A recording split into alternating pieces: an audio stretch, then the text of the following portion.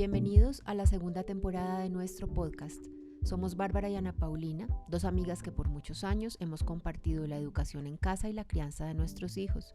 Contaremos nuestra experiencia y hablaremos de la educación en casa como una manera más libre, respetuosa y consciente de vivir el aprendizaje en familia. Esta segunda temporada aún está siendo grabada en medio del confinamiento que nos trajo la pandemia. Por eso sabemos que la calidad del sonido no es la mejor y agradecemos la paciencia y comprensión. Sírvete un té o un café y acompáñanos. Hola, bienvenidos a un nuevo capítulo de nuestro podcast con Bárbara. Hoy queremos hablar de un tema que creo que a todas nos mortifica y es qué hacer cuando se nos acaban las ideas.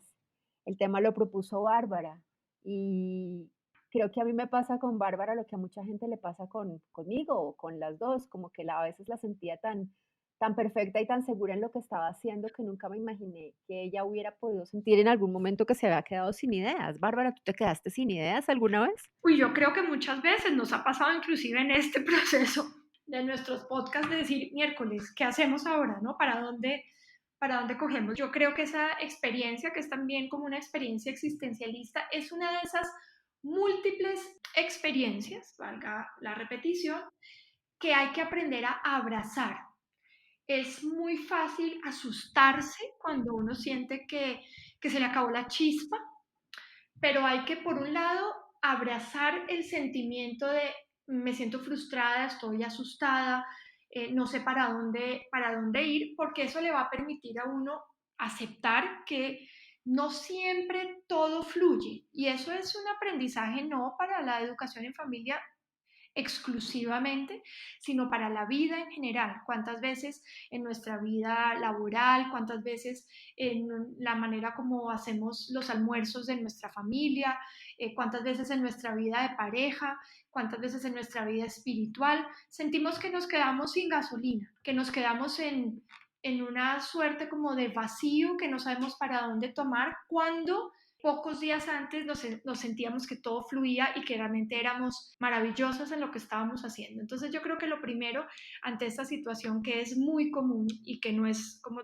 lo decía, exclusivo de la educación en familia o en casa, es reconocer que es una posibilidad, que es una realidad y que no es tan grave, es simplemente un momento en el que hay que pausar, pensar, no abalanzarse y esperar un poquito a reorganizar.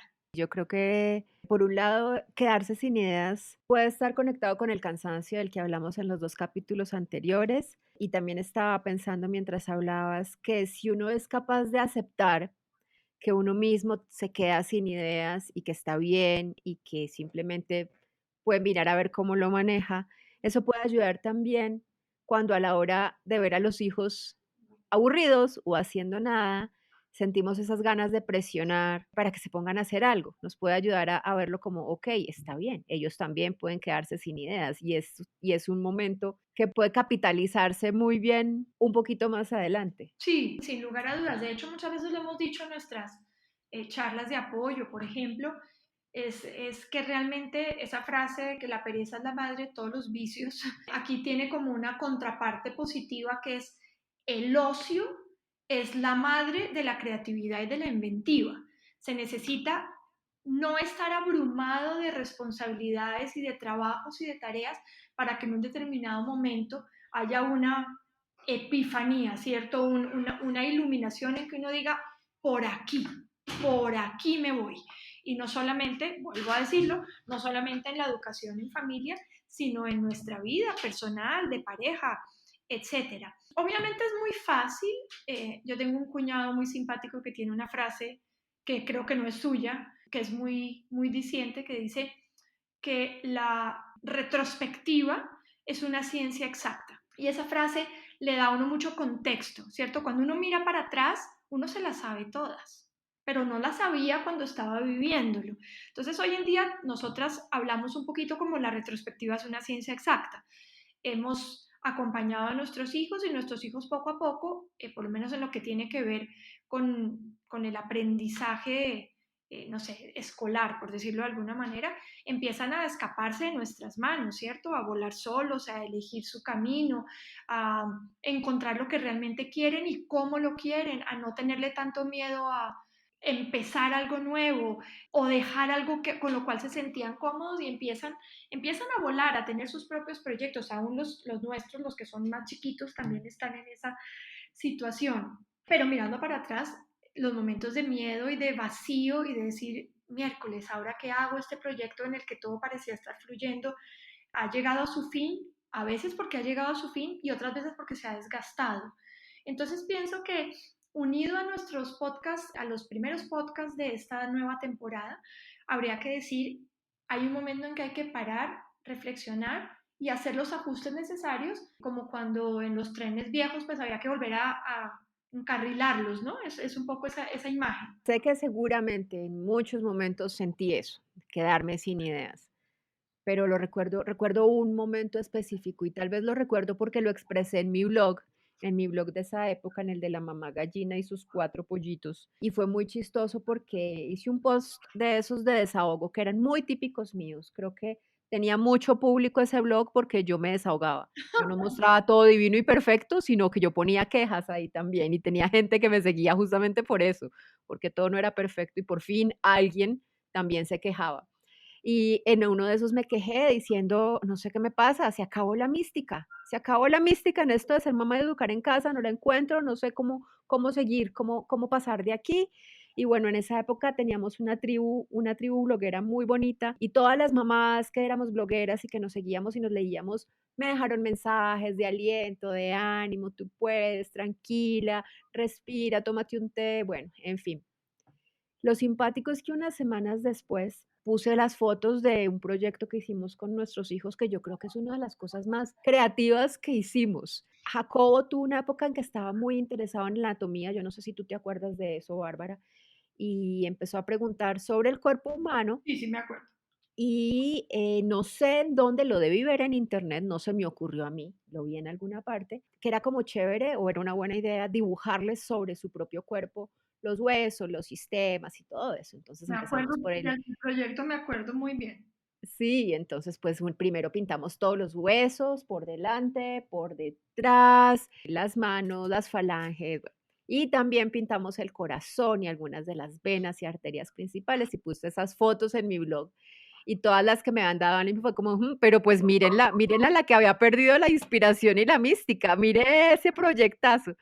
Estoy totalmente de acuerdo con ellas. Y fue un momento de esos en los que uno dice, ay, yo estaba como armando mucho, como que me estaba ahogando en un vaso de agua, pero pues también pasa, cuando uno está mal, uno se siente mal, pero creo que siempre recordé de ahí para adelante ese momento de me sentí tan falta de inspiración, pero pude salir de ahí y salir con una cosa chéverísima. Yo creo que todos recordamos, ¿no? Esos momentos en que todo fluye y en que no solamente hay mucho entusiasmo de parte de la mamá, sino hay una respuesta muy positiva de parte de los niños, o a veces al contrario, en que todo, efectivamente todo parece fluir, el interés parece concentrado, pero como todo en este camino, nada es para siempre. Y ese nada es para siempre, yo me acuerdo de haber usado esa frase mucho cuando asesoraba a mamás lactantes, que es nada es para siempre, quiere decir el dolor en los pezones, las malas noches, no son para siempre, pero las buenas tampoco,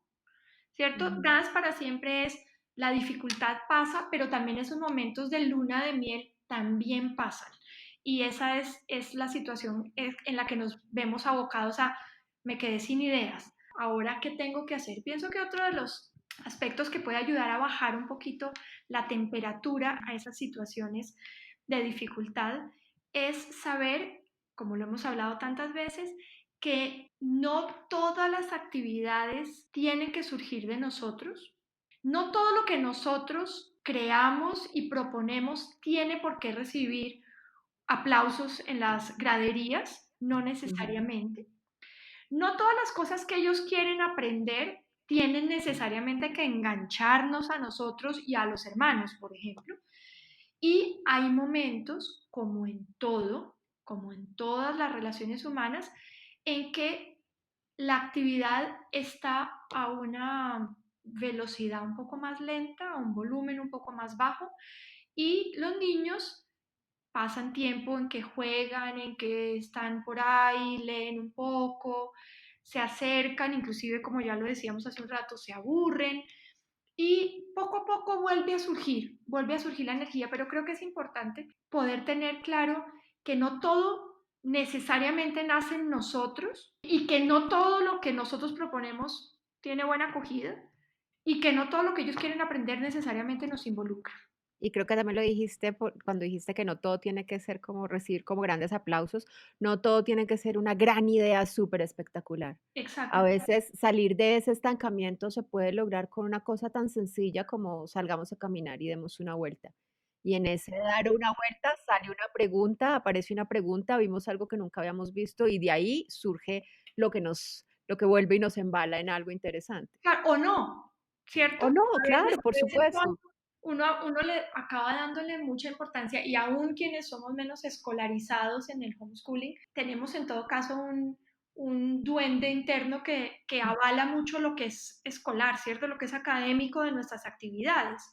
Y resulta que a veces no, a veces está por lo menos aparentemente desprovisto de toda función pedagógica, pero eso es vital, es absolutamente vital. Yo creo que yo lo comparo como con una relación de pareja, ¿cierto? Hay momentos, yo no diría de distanciamiento o de apatía, pero sí momentos en que cada uno está caminando y muy interesado en lo que está haciendo, comparten, se encuentran y hay otros momentos, pues obviamente de encuentros mucho más apasionados y eso son cosas que es necesario vivirlas, ¿cierto? Yo pienso que una familia homeschooler no soportaría un nivel de energía al 100% permanentemente, nos quemaríamos rápidamente, ¿no? Yo pienso que sería un poco agotador.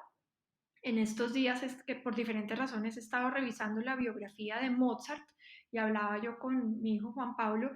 Mozart fue un personaje que empezó a escribir sus primeras obras a los 5 años y a los 35 se murió, habiendo dejado tal vez el legado musical más importante de Occidente. Y yo pienso que se murió de cansancio. Era una inteligencia y un talento puesto al servicio de la gran música desde los 5 años, a los 30 estaba agotado. Entonces yo pienso que también un nivel de energía en que pasamos de un proyecto atractivo a otro proyecto atractivo sin ningún tipo de pausa, no sé, yo supongo que debe ser asfixiante o agotador. A mí nunca me ocurrió así en todo caso. Igual también eso tendrá que ver con las personalidades de los niños, ¿no? Hay niños que tienen esos niveles de energía y pues bueno, las mamás de esos niños son unas berracas porque tienen que seguirles el ritmo y eso debe ser, como dices tú, muy agotador. Pero bueno, también pensando en a dónde recurre uno cuando se queda sin ideas, porque pues una cosa es, ok, permitámonos estar sin ideas, permitámonos hacer la pausa, pero otra cosa que uno puede hacer es mirar, mirar por ahí en distintas partes a ver si encuentra algo que lo inspire. Yo me acuerdo que para nosotros era como un recurso básico por muchos años los libros que traíamos de la biblioteca. Sí, sin duda. Internet, como les digo, cuando los niños estaban más chiquitos, lo que yo más leía eran blogs y había blogs de mamás, pero también seguía blogs de arte, de profesoras de arte, de gente que hacía manualidades y que las ponía ahí. Eso me ayudaba mucho. En mi casa las manualidades eran como la base de lo que se hacía durante el día. Casi que todo se podía hacer a través de una manualidad y siempre yo estaba comprando materiales para manualidades y para arte y había una canasta gigante llena de material de reciclaje que mi mamá odiaba cada vez que venía a visitarnos, porque para ella eso simplemente era basura, pero eso estaba ahí y era como el recurso. En mi caso, ese era uno de esos recursos como que salvaban el día del aburrimiento. Yo me acuerdo de los libros de la biblioteca, que realmente sí, como que traían aire fresco siempre a la casa, ¿no? Y la combinación de intereses entre los niños que hace que también unos se contagien de otros. Hoy en día, digamos, la ventaja que también puede convertirse en una desventaja, por supuesto, pero hoy en día una de las ventajas que hay es que estamos llenos de recursos al alcance de la mano, como se dice, a un clic de distancia. Hay siempre un documental, una imagen, una exposición, una lectura que son interesantísimos para despertar los intereses o para enriquecer intereses que ya se han despertado, ¿no? Yo me doy cuenta, pues ahorita que estamos en confinamiento, pues que hay una cantidad de cosas que no podemos hacer, pero que hay otras que no podríamos hacer en la presencialidad. Y una de ellas es, por ejemplo, compartir. Yo estoy dando clases a nivel universitario y pues hay cosas que no podría mostrarle a mis estudiantes, pero que están ahí, ¿no? En YouTube y que son importantísimas para que vean, por ejemplo, el quehacer de otras personas en lo que estamos aprendiendo. Entonces, con los niños hoy en día siempre se puede caer en el peligro, ¿no? De recurrir excesivamente. Yo soy bastante enemiga a las pantallas, excesivamente a las pantallas, en que los niños se queden en esa actitud que puede ser un poco pasiva de dejar que el computador les arroje cosas mientras ellos hacen poco, pero bien dosificado, definitivamente la red está llena de posibilidades y llena de posibilidades de inspiración, ¿no? Eso es cierto. Y pues bueno, ahora no podemos ir a la biblioteca, entonces pues los recursos que están en internet son lo que hay para inspirarse. Estaba pensando, otra cosa que ayudaba mucho como a cambiar el canal era verse con los amigos. Ese rato de llamar a la amiga y decirle, porfa, tarde de parque, recíbeme en tu casa, tomémonos un té. Los niños jugaban y nosotras conversábamos, nos desahogábamos y tal vez una le contaba a la otra lo que había hecho, que había salido bien, y eso también ayudaba a inspirarse, o las dos estaban en la misma y se consolaba uno un poco. Sí, sí, sí. Pues es innegable, ¿no? Yo pienso que uno necesita esos grupos de apoyo, son importantísimos, porque lo otro es estar muy solo y los niños necesitan estar con otros y nosotras necesitamos estar con otros. Yo ahorita lo estoy viviendo con Isabel, por ejemplo, que está haciendo matemáticas con otra familia que educa en casa. Ya ha sido una delicia, ¿cierto? No soy yo, hay cosas que yo digo, "Ah, yo no lo haría así", pero es una delicia que estén también con otros, que esa es otra posibilidad también de abrir espacios, y lo traigo a colación por esa razón. ¿Cuántas de las cosas que nuestros hijos aprendieron y que eran una delicia, lo aprendieron con otra de nosotras, no con la mamá necesariamente, ¿no? Con la creación literaria contigo, o las ciencias con Catalina. Sí, y eso siempre es, sí, es aire fresco, si son otras ideas, solamente el hecho de pasar un rato en otra casa y ver que en otra casa hay un rompecabezas, o que, no sé, yo me acuerdo de Laura y de María Alejandra, que se contagiaban de lo que la otra estaba haciendo, ¿no? De lo que la Sí. otra estaba leyendo o lo que la otra estaba pintando. Y eso, yo pienso que eso enriqueció mucho la vida de ellas aprendiendo. Entonces, digamos que resumiendo lo que hemos dicho de dónde buscar recursos, podría ser en libros, en internet, que hay mil cosas, hablando con otros, encontrándose con otros, inspirándose en las actividades de otras familias. ¿A dónde más podría uno recurrir en un momento de Yo esos? pienso que una de las cosas que uno puede tener a veces un poco como subestimadas tal vez, es lo que a los niños mismos les provoca hacer, ¿no? A veces Claro, la claro. respuesta es tan simple, pues que la tienen básicamente ellos. Sí, eso también, por supuesto, permitir que ellos propongan. Sí, Y escucharlos, o sea, ellos proponen todo el tiempo, lo que pasa es que muchas veces uno está tan metido en su propia programación que no los escucha. estaba pensando esta mañana cuando estaba como reflexionando sobre el tema del que íbamos a hablar hoy, que estas preguntas son especialmente difíciles, tal vez, para las familias que no tenemos un currículum o un Ujú. plan de trabajo, ¿no? Un plan de estudios. Porque de alguna manera cuando hay en la casa un plan de estudios, pues se parte del principio de que se sigue y pues se puede enriquecer, por supuesto, siempre se puede enriquecer, pero pienso que estas preguntas son especialmente puntuales, ¿no? Para aquellas personas que no tienen un plan al cual, digamos, acogerse en momentos de crisis. No sé cómo lo ves tú. Sabes que sí, es muy probable que sean justamente esas familias, las que no llevan un currículum, las que no tienen un programa, que sean esas familias quienes más llegan a sentirse sin ideas. Las que ya llevan un programa o tienen algo ya armado, no sienten tanto la necesidad de estar siendo ellas muy recursivas, Sí, yo creo, pienso podría que pasar. eso puede pasar, no, no digamos, no es obligación que ocurra, pero sí puede pasar. Y yo pienso que en esto permite un flujo que a mí me parece que sigue siendo hermoso, ¿no? La posibilidad de saltar, de brincar. Yo sé que si alguien me oye, un buen pedagogo me oye, pues viene y me mete a preguntar, pero pienso que ese poder saltar de un tema a otro y de repente interesarse en una cosa y una vez que el interés empieza a disminuir, poderse interesar en otra, el pensar que a veces una actividad aparentemente, entre comillas, inofensiva desde el punto de vista pedagógico o didáctico, se convierte en la chispa que se necesitaba para destapar un interés que no se nos había ocurrido como familia o para alguno de nuestros hijos, sigue siendo una idea realmente muy especial de la manera como uno aprende. Además, porque los seres humanos aprendemos así, los seres humanos aprendemos mucho más en esas relaciones como fortuitas entre las cosas que van llegando a nuestras vidas que en un sistema organizado. Pienso que así aprendemos los adultos. Tengo que seguir confesando que es la manera como yo creo que se debe aprender.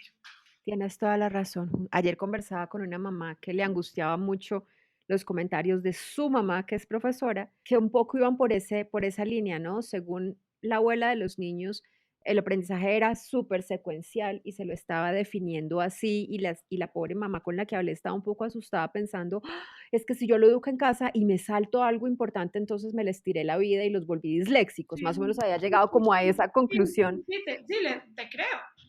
Porque es la visión como más tradicional, que el aprendizaje es un proceso lineal, cuando cualquier persona que le permita un poco de libertad a quien aprenda se va a dar cuenta que eso no es así. Creo que muy pocas veces el aprendizaje es realmente lineal. Yo creo que el aprendizaje no es lineal, que hay algunas veces o en algunos momentos o algunos aspectos que uno podría utilizar el ser lineal para aprender, pero tantas veces es el cuerpo del conocimiento, es el conjunto muchas veces desordenado del lugar a donde nos han llegado nuestros intereses. Yo sé que esto es difícil de digerir y que es muy fácilmente atacable, pero creo que quienes hemos visto crecer a nuestros hijos y sobre todo hemos tenido la oportunidad de contagiarnos, que ese es otro aspecto que es importante, ¿no? Contagiarnos de lo que nuestros hijos hacen y llevar eso a nuestra propia práctica como adultos, pues nos vamos a encontrar con que es una manera correcta de aprender. Yo espero que este tema, por ejemplo, inspire también a esas familias que siguen currículo y que tienen un programa para que sientan que no tienen que ceñirse únicamente a eso y que no lo vean como una carga más, el ahora además de todo tengo que ponerme creativa, sino que lo vean como una oportunidad de wow, qué rico, no tiene que ser solo esto, yo también puedo Sí, seguir mis ideas y mis ocurrencias y proponérselas a mis hijos y enriquecer todo el proceso. yo creo que hay muchas familias que educan con currículum, pero que realmente enriquecen eso permanentemente con otro tipo de información, de material, ¿no? Eso creo que es como muy natural en las familias que igual toman la decisión de educar en casa. Pero yo pienso que hay que no tenerle tanto miedo, pienso que redondeando un poco lo que hemos hablado, es no tenerle miedo a esos momentos de vacío, porque esos momentos de vacío son importantes. Son muchas veces como el espacio vital para que surjan nuevas ideas y recordar que no todo necesariamente surge de nosotros y que muchas veces, no diría la mayoría, pero podría decirlo, el aprendizaje ocurre casi que fortuitamente a partir de una cierta experiencia. Bueno, no sé a ustedes, pero a mí este tema me encantó. Me encantó que Bárbara lo hubiera propuesto, a mí no se me había ocurrido y creo que hemos dado bastante contenido, información, ideas. Espero que los inspire todo lo que escucharon y que por un lado salgan pensando en que la inspiración está en todos lados y también con la tranquilidad de que si me quedo sin ideas, eso es temporal y en algún momento voy a poder salir del estancamiento o mis hijos me van a sacar de ahí, pero ahí no nos vamos a quedar para siempre. Sí, sí, es cierto. Lo importante creo que en este punto es saber que no hay ninguna preocupación por el hecho de que uno eventualmente se quede sin ideas, que siempre llegarán a nosotros las ideas más pertinentes, una vez no se da cuenta hasta qué punto lo que nos llega es pertinente para el momento. Yo lo veo, por ejemplo, y creo que eso ya lo hemos hablado, ¿no? En este momento pues de crisis sanitaria y con todo este asunto, a veces de lo que se trata el aprendizaje es de vivir lo que estamos viviendo y de digerirlo, de tener conversaciones, de ser capaces de desahogarnos, o sea, tantas cosas que no necesariamente son académicas estrictamente, pero que son indispensables. Qué maravilla estar todavía por aquí con ustedes. Yo sigo muy contenta de haber retomado esta segunda temporada. Les doy las gracias por escucharnos y nos vemos la próxima semana.